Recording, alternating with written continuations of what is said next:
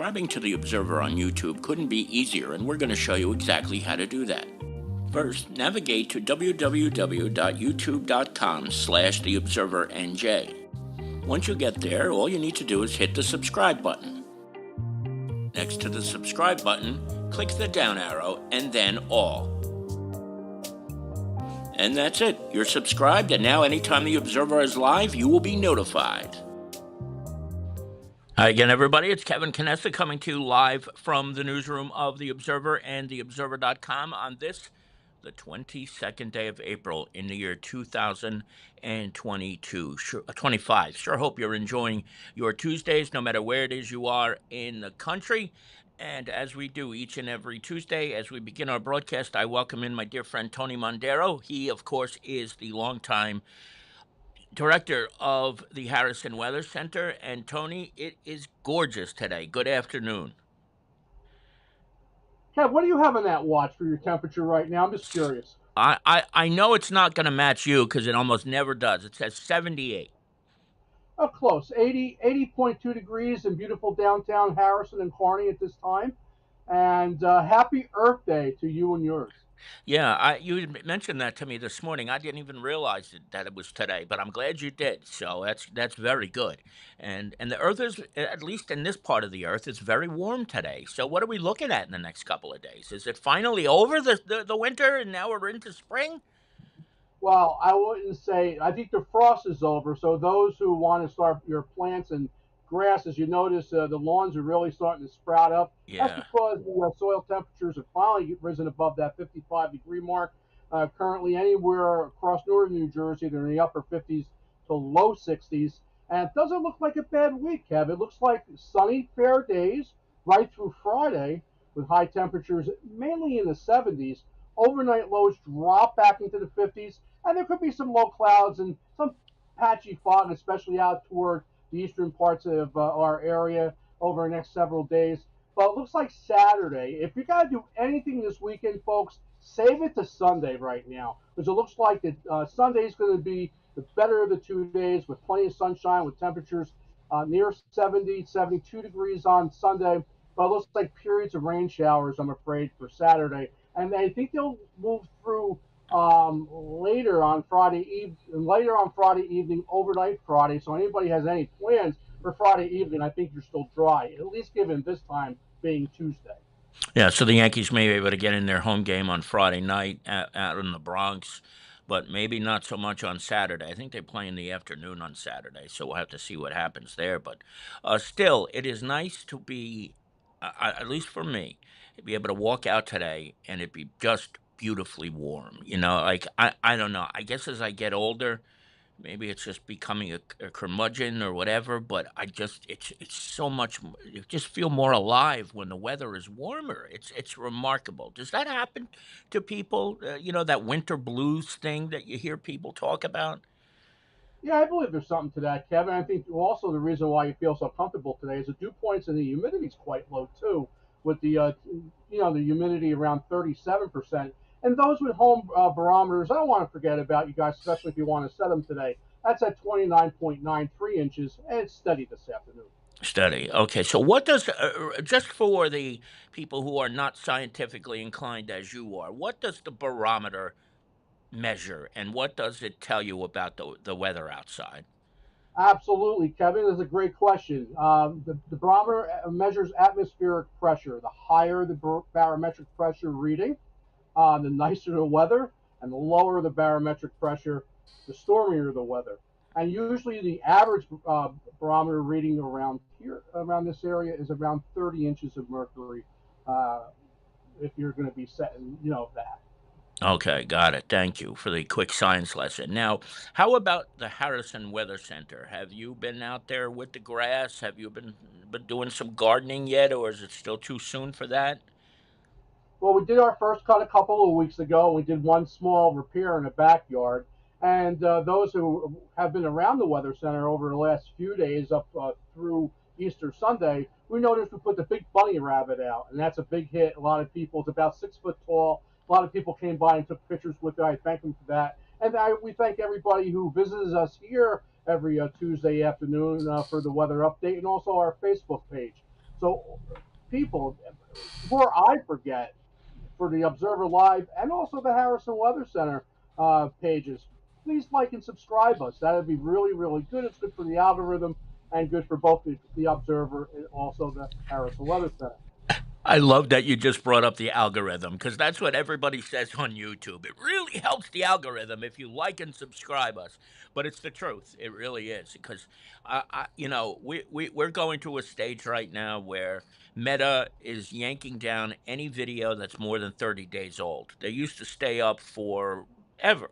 Well, we had a Right. whole archive of all the videos we've done over the years, and now we can't do that anymore. So that's why we're kind of if anybody asks us where can I watch this, I always say YouTube. I don't say Facebook anymore because it's just it's better because they're going to stay up, and if you miss it live, you're going to be able to, even if it's a month later, if there's something you need to catch up on, you're going to be able to do it. How about that, Tone? I'll tell you, not for nothing, Kevin, but what a great service that the Observer Live does. And then I'm going to take off the weather hat and put the public hat on for a Thank second, you. and say, hey, look, you actually can, find out your local news, not, reading the paper, and also having this special content every Tuesday, and sometimes even updated on Friday, and even special updates. So I think you guys do a great service for the local municipality, the Thank you. local municipalities, especially for anything that happens with public safety, with the weather, with sporting. You guys are right on top of things. So you and Lisa and the staff over there really should be congratulated for that. Thank you, Tony. And believe it or not, we're coming up on our 8th year of doing this. Believe it or not, That's when we awesome. this thing that you see behind me, the Observer Live, when we first started it, it was an old crappy laptop that I had with the built-in webcam and the wood paneling, which is on the rest of the wall in here. It looked like I was doing a hostage video for like terrorists, and it was the quality has improved quite a bit since then. One day, Lisa said, "All right, we're gonna get my." She came in, and the microphones were here, and she got a mixer, and then she bought this in the back. It changed everything. It really did, and it's for me. It's like being a kid because I always wanted to be a broadcaster. I wanted to be in radio. And when I realized that that wasn't going to happen and it was too cutthroat an industry, this was the greatest gift to be able to do this twice a week, sometimes more. And getting to share it with you is even better.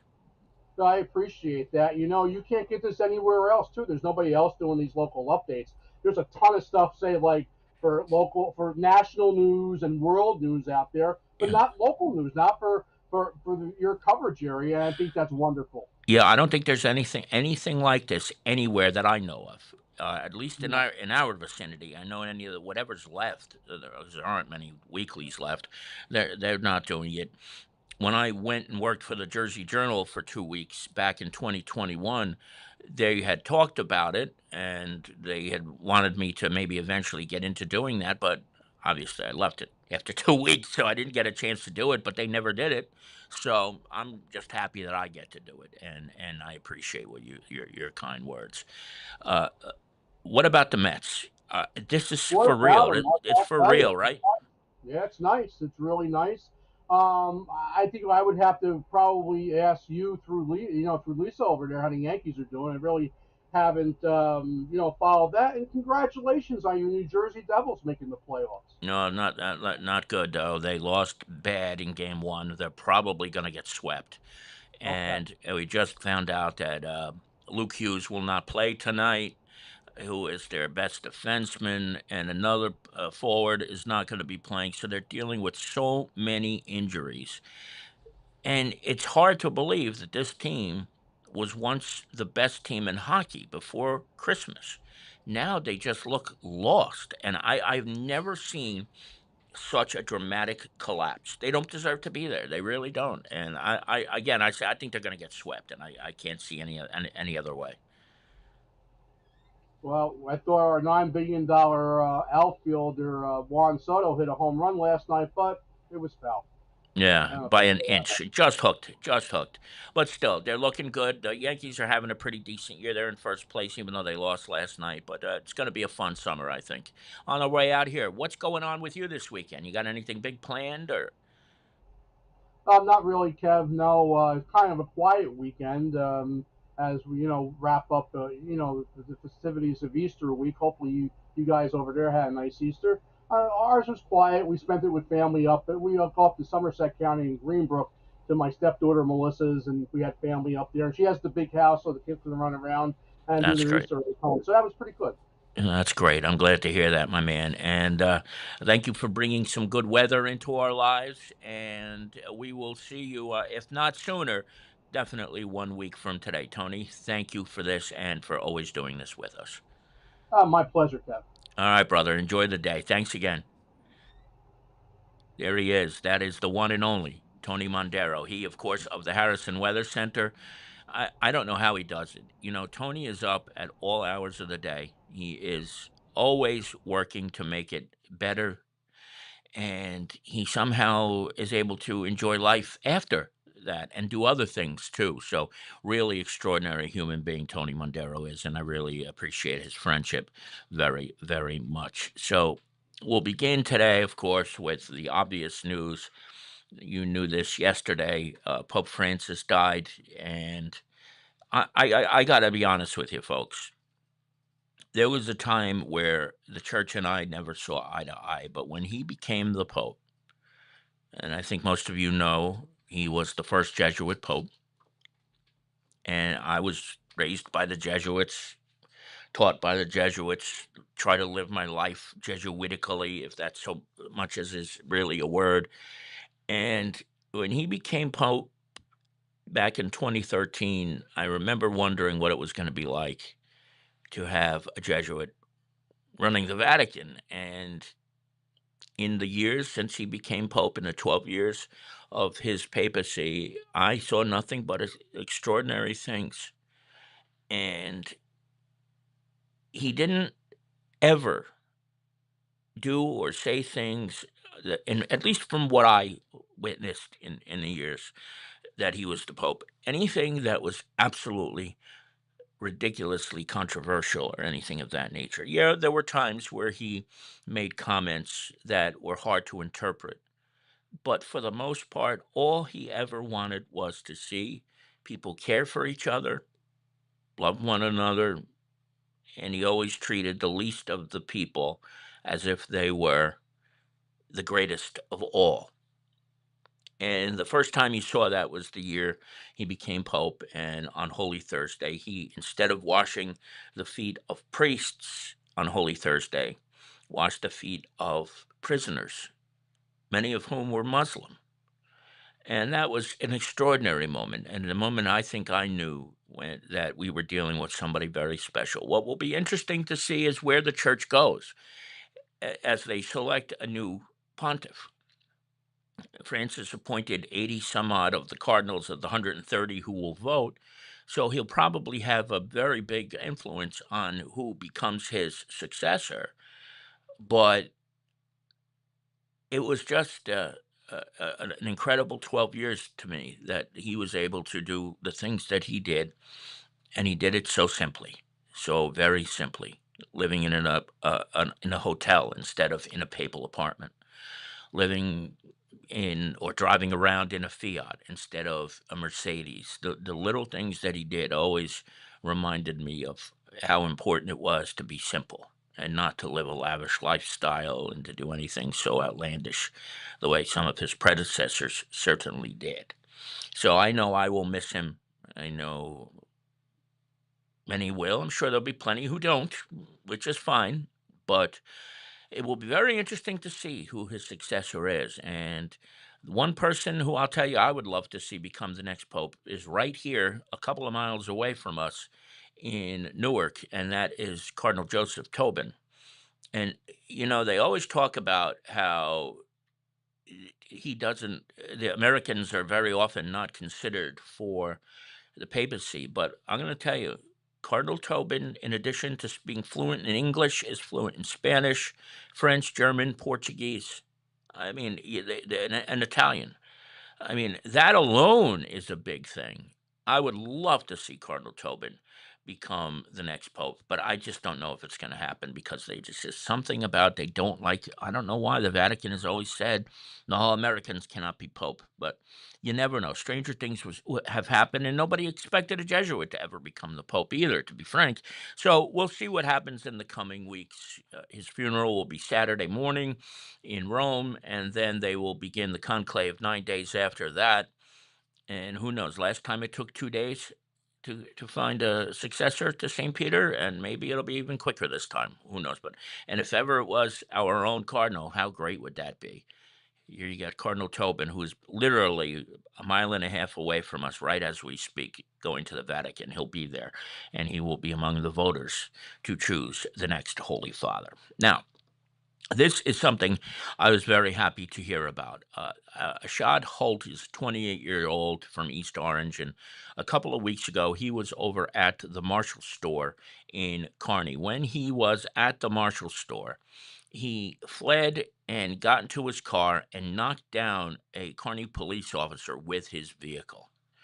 And luckily, nothing happened to this police officer that was overly serious, though he did have to go to hospital for treatment. Lo and behold, they eventually arrested this guy. He's 28 years old from East Orange, but it could have been a lot more serious than it was. This officer, who was in fact injured but not seriously, could have been killed very easily, all over some stupid items at the Marshall store that you can get for $20. I don't understand why this keeps happening, but it's happening a lot. There's been so many shoplifting arrests that we've been getting, not just from Kearny, but from other police departments as well. So that's where it stands here, though. But this guy, Ashad Holt, is behind bars now. I don't know if he's been released. He probably has, since it's Hudson County, but at least there has been some justice in this case where a Kearny police officer was run down by this guy who was trying to escape paying for items at the Marshalls. But what can you do? That's just the way it goes, I guess. Now, I'm going to bring up this week's front page. And this to me was great because last Friday I had a chance to see somebody who I have not seen in many years. My Uncle Mike, I see, is watching us. And he was coached by Bob Hurley at St. Anthony's. And I worked with Bob Hurley from 1998 to 2002. In fact, I was the public address announcer for the basketball team in those 4 years. And Bob Hurley was in Kearny on Friday running a clinic at Kearny High School for kids, younger kids and high school kids, that the PBA, Community Oriented Police Unit, put together. Jack Grimm and his guys put on a phenomenal show. And Bob Hurley is a legendary coach. He's won over 1,000 games, 29 state championships. More than 100 young men have gone on to play Division I college basketball. Several are in the NBA. Some are still in the NBA that he's coached. His son, Danny, is the coach of the Yukon Huskies, won 2 national championships in a row. Bobby, his other son, is coaching out in Arizona. So to have Bob Hurley come here and to teach these kids just for a couple of hours is invaluable. And I'm going to tell you something, folks. He doesn't charge a penny for this. He does this through his foundation, which he founded a long time ago. But since he left, the whole process when St. Anthony's closed in 2017, he goes around to Old Jersey City and Kearny and other places and does all of this for free. And this was the first time in 20 some odd years that my two worlds collided, because I spent the first part of my career teaching, most of those years at St. Anthony's. And then here he was at Kearny High School. I had a chance to sit down with him and talk to him for some time. I didn't want to take away too much of his time because it was more important that he spend that time with the kids. But it was just great to see him after all these years. And I took a quick video that I'm going to show you right now. But this is just typical Hurley. Everybody listens. The gym is silent, and he's giving sound advice. Without any further ado, here it is. Take a look.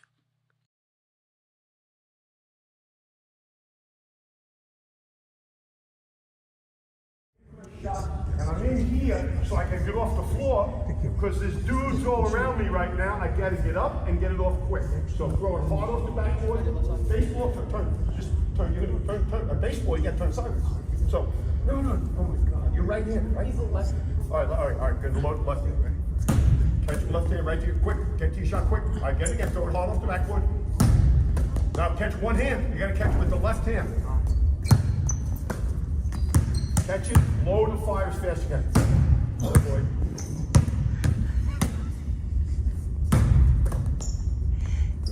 Okay, now wait, so that's one go. Now throw it off the backboard right.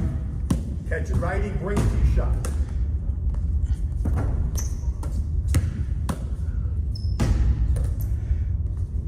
Okay, so this is the first one you warm up. Because we did the layup stuff, we did this footwork. Now we have to start shooting. So what kind of shot am I shooting now? I'm in here. So now I'm here, that's my first one. Okay, everybody got that one? Second one now, I put the ball on my wrist. Okay, you're right. So put it on your left, up your left wrist. You're gonna flick it. You got only flick it a little bit, just up a little bit. You gotta load and shoot as fast as you can. So now what? What do I do? What about your face?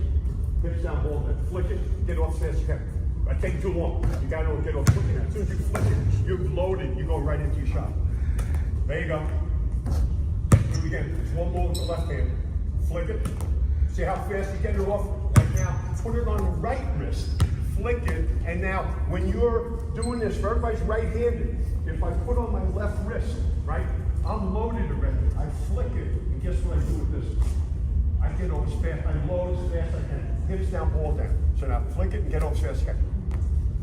Okay, that's the two. So we can do that one first now. We can do the one where you put on your right wrist. You don't throw it high, you want it to be right above your wrist. So what you have to do is load and get the shot off as quick as you can. And what do you have to do? You have to jump. Because if you don't jump, getting it off quick is not going to be a difference. If you get a low release, you need a catcher's mask on when you have a low release. Okay, here we go. Let's work on that now. Flick it. So that was just a look at a little bit of what Hurley did when he was here at Kearny High School. And I got to be honest with you, 4 years of sitting right next to him, I never heard him give that drill before. And it just shows you how much knowledge he has and what an incredible basketball mind he is. Just incredible to be able to see him. And I haven't had a chance to read what my uncle said, but he always remembers you when you see him for the first time after 20 years. It was like no time went off. Mike, my uncle, said, so I'm out here in San Diego for a Christmas tournament in '96. Walked up to him and said, hello, coach. He takes one look at me and he says, Mike Slane, what are you doing out here? Because that's the way he says here. Then told me to come to the locker room after the game with Mikey, and we shot the breeze for a while. A gem for sure, remembering me after all these years. That's just who he is. He is just an incredible coach and even better human being. He really is. And so it was great for me to see him, and I'm sure the kids who had this opportunity, thanks to the COP unit, will walk away with some invaluable lessons, just as my uncle and my cousin did a couple of years ago. So great story for my uncle as well. This guy you may have seen before. It's because it was the second time he was arrested in 9 days by the Lyndhurst Police Department. I'm sure we will see him again in the blotter, both drug cases. So take a look at that. This is the story we talked about. Now this, I got to tell you a little bit about more here. This couple here, this is one of the dumbest police blotter stories I have ever heard, but a really good one on the Lyndhurst Police Department's part.